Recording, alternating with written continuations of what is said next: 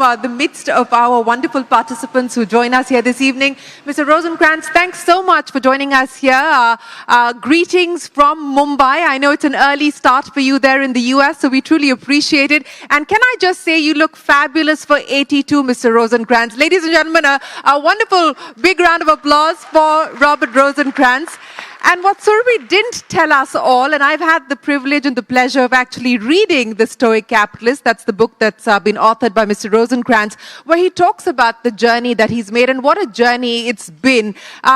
He actually turned fund manager when he was all of 13, courtesy money that his father gave him. He went on to Yale when he was all of 16. And many people in this room will, of course, know, but for those who don't know, he was one of the few men who believed in the idea of leveraged buyouts and was one of the biggest proponents of leveraged buyouts. In fact, he thinks it's one of the most elegant pursuits of money, the very idea of leveraged buyouts. Mr. Rosenkranz, I want to start by talking to you about something that you write about in the book. You say, and I quoted this at the start of the evening as well, watch what's on the screen, but not be fooled by the soundtrack. And that is your idea of the Stoic separation of facts and impressions. So let me ask you this, as you look at what's on your screen and what's playing on the soundtrack, how do you make sense of the world today, Mr. Rosenkranz? That's a wonderful question. Can you guys hear me well? Yes, loud and clear. Okay, terrific. So this idea of looking at obstacles as the way is plays out, I think, in today's world as it does as a universal principle. So in today's world as investors, people get very hung up on traditional notions of value. And that is, frankly, an obstacle to being successful in markets. And to me, the way, and I write about this in the book, is to observe the earthlings. And I call them earthlings because I'm trying to adopt the frame of mind of a man from Mars who has no preconceptions and simply looks at the behavior of people who are active in the marketplace. The most active, at least in America, is the government itself.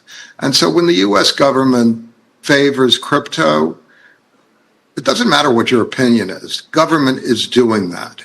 If they disfavor green energy, that's simply something they're doing. If they're acting in a way that's going to produce inflation and higher interest rates, you simply have to look at what the earthlings are doing without any preconceptions and try to react intelligently to it. And by intelligently, what I really mean is minimize emotion.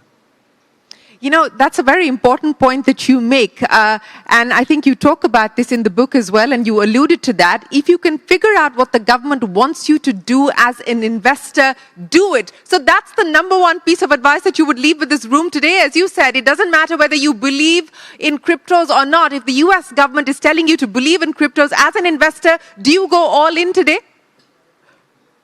Well, I wouldn't say I've gone all into it because I do have some of that old-fashioned skepticism about value. But if I were true to my principles, I think I would be more a bigger investor in crypto than I am. You know, I want to address the leveraged buyout issue with you as well, because you talk about, through the inception of the very idea of leveraged buyouts to the kind of boom that we saw through the 80s for leveraged buyouts. You talk about how you believe that financial capitalism was far more rewarding than industrial capitalism, but you believe that that's no longer valid today, and you believe it's no longer valid today because of what tech entrepreneurs are doing. Build out the thesis for how we've transitioned from an era of leveraged buyouts and financial engineering being rewarded to now innovation being rewarded. Well, I think one of the Stoic principles is that to accept impermanence, to expect change.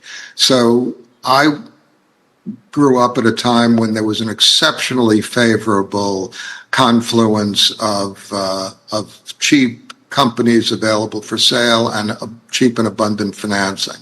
That doesn't last very long. And with the buyout business now being a huge sector of the economy, enormous pools of capital vying for deals, the superior returns that were available in my day simply don't exist anymore. Private equity is just equity. But the game has changed in a sense. The biggest rewards are for people who are really technological innovators, and I think they are frankly bringing more to society than financial engineers. So I think that's a change that I personally welcome. You know, in the book, there's a chapter that you have dedicated to your Asian friends. Unfortunately, I didn't see any Indians on that list. But as you look at India today, Mr. Rosenkranz, what are your thoughts as a Stoic capitalist about the opportunity that India provides? Well, I think actually one of my closest friends, Ananda Krishnan, was Tamil, but he had been left India that a long, he long was, time ago. But he was based in Malaysia. But there's a lesson here, which is that people from India succeed hugely everywhere in the world they go, much more so than they do in India. And that is, to me, a suggestion that India is not as friendly toward innovation, not as friendly toward enterprise, not as friendly toward growth as other economies that it's in the world, and that would be, it's better now than it was 10 or 15 years ago, but I think it has a long way to go to unleash the creative impulses and entrepreneurial impulses and ambitions of its very, very able population. You know, yes, it is a very different India, and it is one of the fastest growing economies in the world. And we are, of course, unleashing the power of enterprise and innovation at this point in time. Can we do more? There's always scope for improvement, as is one of the big Stoic principles that you espouse. But Mr. Rosenkranz, you believe that this book is a psychological or a philosophical toolkit for the ambitious. So let me ask you to leave us with what you believe are the absolute essentials in a chaotic, volatile world like today. What are the principles that you believe will help us navigate our way through this? Well, I think the three Stoic principles that I would emphasize. The first is privileging rationality, really trying to regulate emotions, particularly the toxic emotions of fear and anger. Those emotional reactions are absolutely natural. They're part of being human, but acting on those emotions should be a conscious choice. And generally acting on those emotions will lead to outcomes that don't really work very well in terms of the outcomes they produce. So that would be number one. Number two is to value time as our most limited resource. People are very jealous about their money and their possessions, and they somehow think that their time is less valuable. In fact, time is the scarce resource, and using it very consciously, trying to eliminate from your life and from your calendar and from your mind things that are non-essential, concentrate on the things that are essential and do them with full attention. And then the third thing is really to act for the benefit of society and keep that in mind in pretty much everything you do. I think building a business mostly is a benefit to society. If you build a successful business, it's probably because you've innovated with new technology or created a better environment for your employees or served the needs of your customers better or made better use of scarce resources. So if you're building a business with ethical principles behind you, you are acting for the benefit of society. But if you're tempted to do something that seems dubious, seems unethical, seems unfair, it probably is, and you probably shouldn't do it. And it's probably not the way to build a successful business in the long run. You know, Mr. Rosenkranz, as I pointed out, you started your fund management business quite literally when you were 13. And over the years, a lot has changed. The markets have changed. The world has changed. What have been some of the abiding principles that have helped you stay the course as an investor and then an entrepreneur as well? What's the piece of advice that you would leave this room with as an investor entrepreneur? Well, I think the markets are almost by definition require a certain amount of critical thinking. You can go along with the crowd most of the time and be okay. But almost by definition, the crowd is wrong at key turning points. What makes market tops is that everybody's enthusiastic. What makes market bottoms is that everybody is fearful.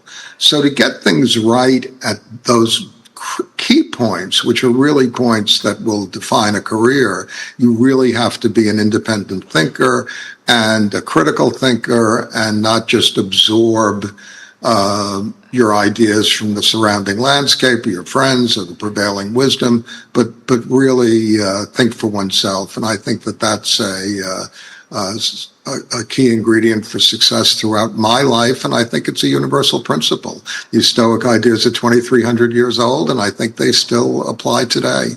If they still apply today, you know, we're sitting in an environment where the headlines are screaming all kinds of chaos, and yet the markets have been impeccable in their resilience, whether we talk about the US or we talk about what's happening here in India. Is there a Rosenkranz anti-consensus call that you would leave us with today? Well, I think probably the area that I have, there's a chapter in the book that I think is quite contrarian, and it's the chapter is called "Give China Face," and there is, I think, in America a almost bipartisan consensus to get tough on China. There's a bipartisan consensus for protectionism, and I see China as a country that has, to a very large degree, freed up its people to exercise their entrepreneurial skill and impulses. It's a country that's presided over the biggest improvement in human welfare that I've seen in my lifetime. It's a country that's grappling with all kinds of issues of income inequality, ethnic differences, racial differences, differences across regions. And I just feel that one should give China more respect than certainly we've done in the United States, and try to be just more nuanced and accommodating what is a major global power, and try to sort out the relationships in a much more constructive and nuanced fashion than we have. So that's a pretty contrarian view in the United States. And from an investing point of view, I mean, I consider China pretty investable in the sense that, again, going back to the principle, what does the government want you to do? The government of China wants the stock market in China to go up. And people have used real estate as a source of savings. That hasn't worked out very well. So China is going to be much more dependent on their internal economy, internal investment opportunities. And I think that's a contrarian view that not very many people would subscribe to at the moment, but there's a chapter in the book that does develop these ideas.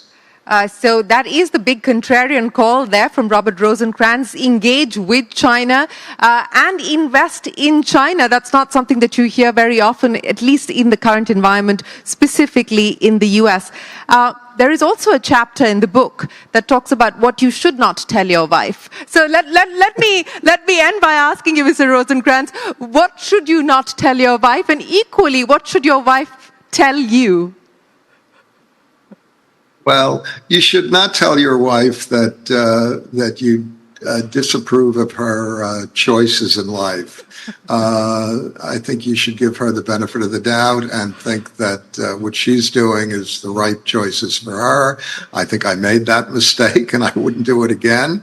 So it's really a sense of humility and separating, again, this is a sort of a Stoic idea of separating the facts from the interpretation. And there's always a kind of temptation to overinterpret the actions or the words of somebody that you love or are close to. But frequently we don't know what motivates our own thoughts or our own actions, no less the actions of other people. So I would just approach that with a great deal of humility and not rush to overinterpret the meaning of actions or words that your spouse or anybody else that you're close to says. Well, I'll end by asking you, you're of course a big believer in the Stoics, but Marcus Aurelius is how you got initiated into the world of Stoics. And I know that meditation is a book that you revisit very often. Is there something that you would like to leave us here with, advice from Marcus Aurelius, meditations and the Stoics that you believe we should all focus on? Well, as a Stoic, I would say that I'd have to say that reading The Stoic Capitalist is not a guarantee that you're going to have a richer and more full and more satisfying and productive life. But as a capitalist, I want to say that buying the book certainly will ensure that. Well done. Always a capitalist at heart and a Stoic one at that. Robert Rosenkranz, it's been an absolute pleasure. Thank you very, very much for joining us here this evening and sharing your advice on a life well lived. And we hope to take some of that away from you here this evening. Thank you so much for joining us from the US this evening. It's been a privilege to be with you. Thank you very, very much.